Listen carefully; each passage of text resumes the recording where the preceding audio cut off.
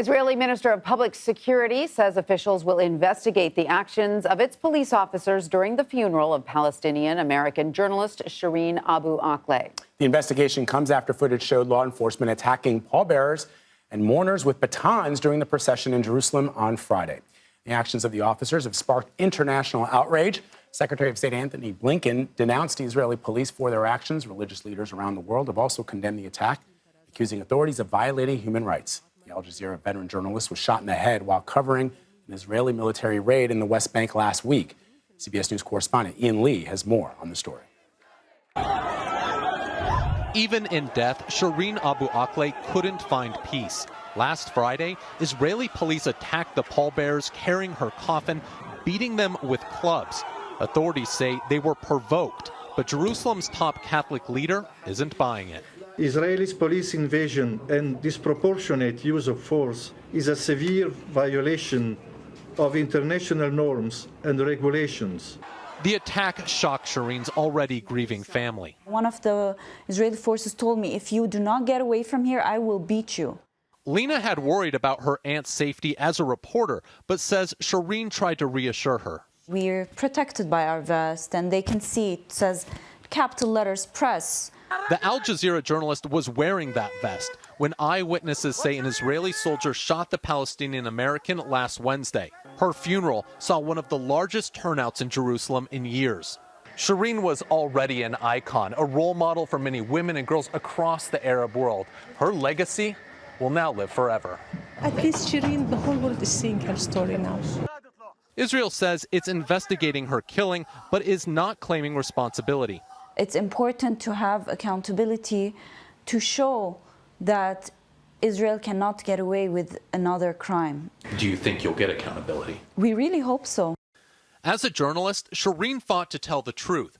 Now her family is fighting to know what truly happened to her. Ian Lee, CBS News, Jerusalem. Joining us now is Noura Erakat. She is a human rights attorney and associate professor at Rutgers University. Professor Erakat, thank you so much for joining us. What more can you tell us about the investigation into that violence at Abu Akleh's funeral and the investigation into her shooting? Thank you for having me. I want to emphasize that Shireen is not only a journalist, but introduced so many generations of us into Palestine, especially those that have lived in the diaspora and through the many years of Palestinian struggle, ongoing struggle for freedom. We should emphasize that the Israeli forces that shot her shouldn't be there.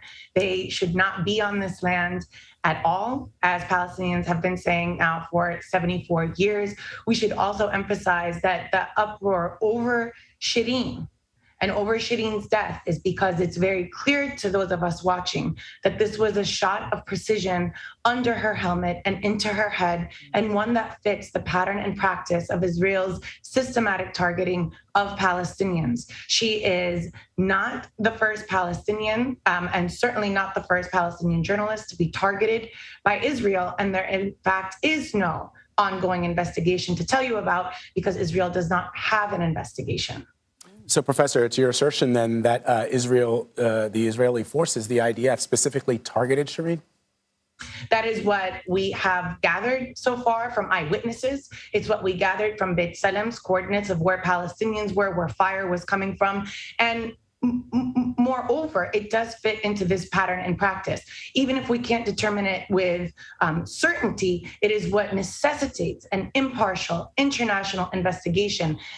What Israel is doing right now of asking for an investigation should be understood as an attempt to further whitewash its crimes. It is a PR campaign. It is not an impartial investigation into the life and death, the life and murder, I should say, of Shireen Abu Akleh. She in Beit Salem has also found that Israel's investigation of itself in the Great March of Return in the Gaza Strip, where over 200 Palestinians were killed, 90% of whom were shot in the torso, in the neck, in the back, did not yield any outcomes. We have similar data that tells us that police investigations in the West Bank, 81% of them have led to failure. We have the case of my cousin who was shot and killed at checkpoint separating two Palestinian cities whose body is still held in a freezer at Tel Aviv University for the past 2 years, where Israel has refused to investigate and refused to allow anybody else to investigate.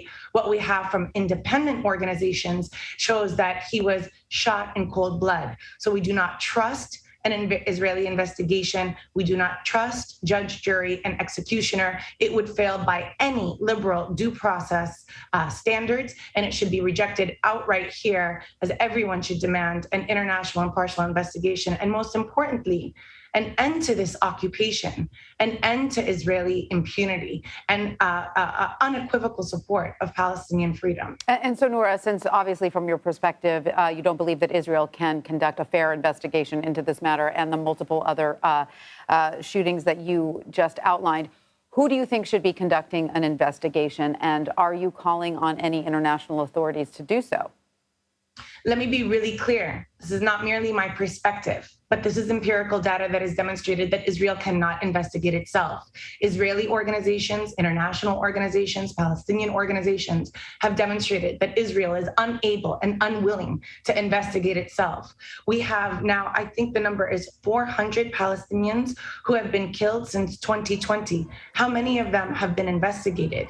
This is not just a call for an international investigation, which I think there are a number of impartial organizations that can lead this investigation to doing this. But it should not stop at merely the investigation of Shireen's murder.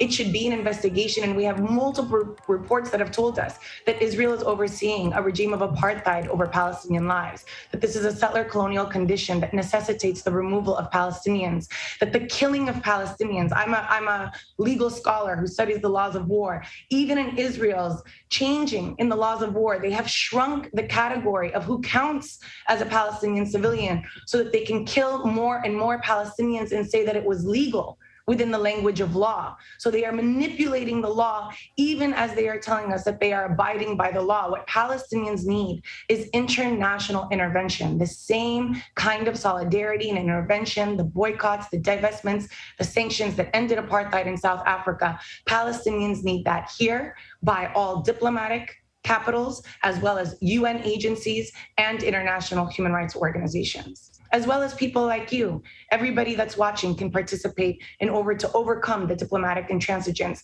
that continues to hold Palestinians in this position of unfreedom and oppression. All right, Professor Noura Erakat, thank you very much for your perspective. We appreciate it.